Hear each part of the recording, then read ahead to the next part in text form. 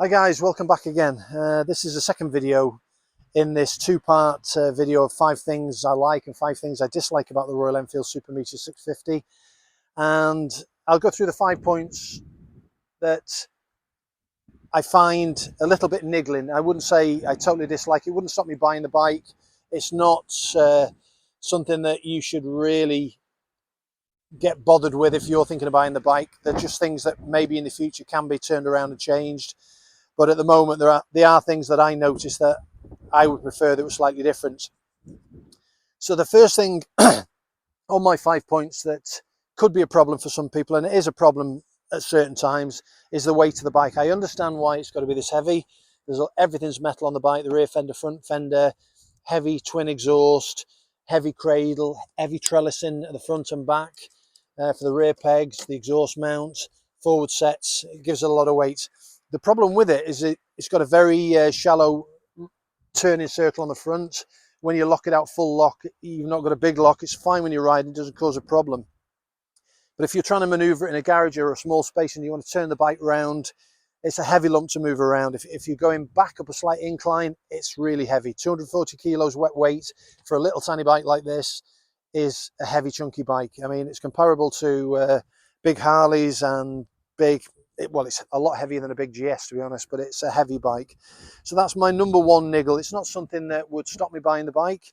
I understand why it is this heavy with all the weight it's got on and the big steel frame that everything sits in and the big section tires and all the rest of it, but it's a heavy bike and it could be a problem for some people, uh, smaller females who are trying to move the bike around, because it's quite easy to ride. They're going to want to ride it. Anyone can ride this. Doesn't matter how tall you are, how small you are.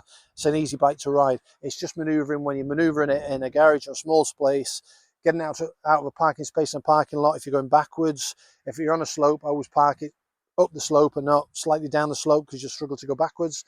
But yeah, that's my number one niggle, is the weight of the bike is crazy compared to the early Super Meteor 700 that was in the early 60s. I think the curb weight of that was something like 190 kilos, bigger engine. So yeah, another 50 kilos heavier than the original Royal Enfield Super Meteor. So it's a massive amount of weight. 50 kilos, you're looking at 100 and odd pound there. So it's a big chunk of weight compared to the earlier bikes. I understand the 60s bikes were a lot smaller. I get that, but the same size engine. So I understand the frame was a lot smaller frame than these are. But yeah, that's my number one point. Number two is, and I've talked about this in previous videos, my number 2 point is the forward controls.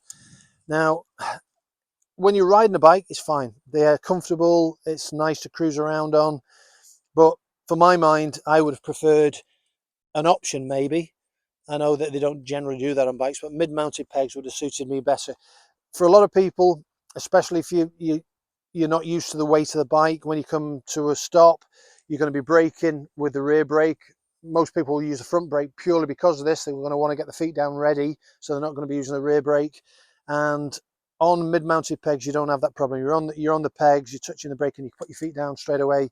It's not a problem. So the forward pegs for me, as soon as I can change them over, as soon as the kit becomes available, and they will become available, because if you look at any catalogue for aftermarket parts for Harley Davidsons, all Harley Davidsons have kits to do mid-mounted pegs from forward pegs and vice versa. So sooner or later someone will do a kit for this, or even there'll be something maybe in Royal Enfield's catalogue where you can change it, or when the 650 Classic comes out, if it's using a configuration where it's mounted in the middle here on the same chassis, you'll be able to buy them controls and swap them over. So that's a slight niggle. It doesn't stop me liking the bike, it doesn't stop me loving riding the bike, but I would prefer mid-mounted pegs on a bike that's quite high.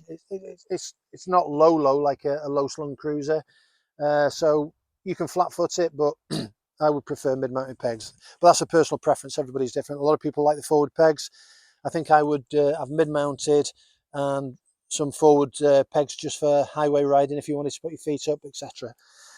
Yeah, so number 3, and this is a big niggle for me. This is probably should be number 1 maybe, is the Mickey Mouse clocks on the front. And by Mickey Mouse, I mean plasticky, cheap looking. I don't like the dial, the blue letters on it. The covering to the clocks is plastic. You'll notice on a lot of buy and sell sites, they're selling screen protectors for these clocks, because obviously if you wash your bike and you use brushes and whatever to clean your bike down, over time these are going to get scratched. They are a normal plasticky surface to them. Considering the rest of the build on the bike is so good, the fit and finish everywhere is so good, the design of everything, the rear lamp module, real throwback classic look, and you've got these clocks that just look totally out of place. In my personal opinion, it would have been better with one big central clock with all the information on there and more retro looking, or two retro clocks instead of these black plastic clocks with half analog and half digital. So the clocks, in my mind, don't suit the bike. So that's my third niggle. Fourth one, and I mean, I said in the first video that the comfort of the bike is okay, and the comfort of the bike is okay.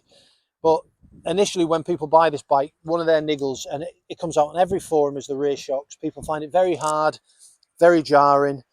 From what I can understand from all the forums, after X amount of kilometers or miles, the back end settles down a bit. But what I found, like I said in the early video, adjusting the shocks 2 clicks down has made a world of difference.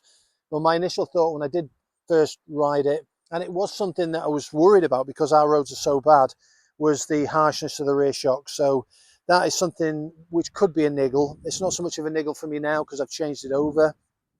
So that's number 4 on my list of dislikes. Now, number 5, and this is the last one because there's not a lot to dislike about this bike, really. I mean, on all these things, you can change and you can alter. So, apart from the clocks, I don't know if there'll be a solution to change the clocks over, but the rest of them are going to be changeable.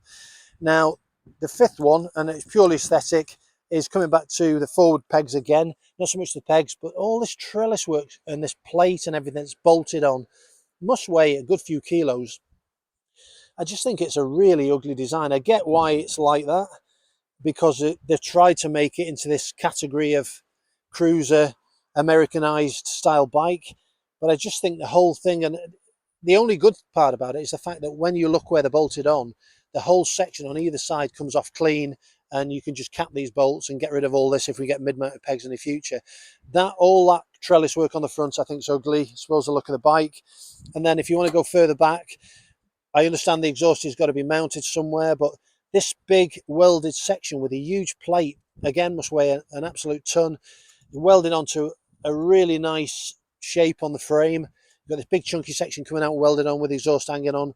Again, I don't like any of that. I mean, a lot of people will probably, customizers are going to do it, definitely. The custom shops are going to chop that off, weld that up, repaint this, and the exhaust will probably end up with a small exhaust to about there that's probably going to be hung on just a one mount, and this will be cleaned up on the back end. But that's something that can be changed. You can customize any bike how you want to change it.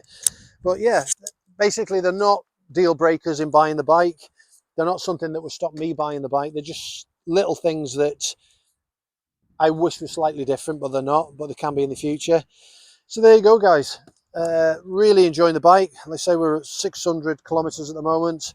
It's running better than it's done all the way through. I'll give you a quick startup. I did that on the previous video, but I can't stop doing it because the engine noise on the stock exhaust without changing the air filter is absolutely amazing. I'm going to do some revisions to it after a few more hundred kilometers. I'm going to get a few more running in miles on it first, and then I'm going to start changing things over. But we'll start it up and have a listen to that beautiful exhaust note straight out the box.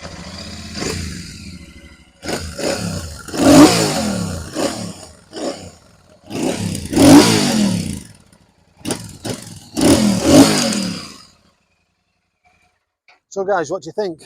Leave me comments in the comment section below. Like I say, I really like the bike. There are changes I'm going to be making in the future, and I suppose that's every rider's prerogative to change the bike around how they want to change it too. None of them are deal breakers, the things that niggle me, but they are what they are. Anyway guys, like I said in the previous videos, give me a like, give me a thumbs up, ask me any questions you want to ask about the bike, subscribe to the channel, hit that bell notification so you get notifications if there is a new video. And again, thanks for watching, and ride safe, keep both wheels down, and peace out guys.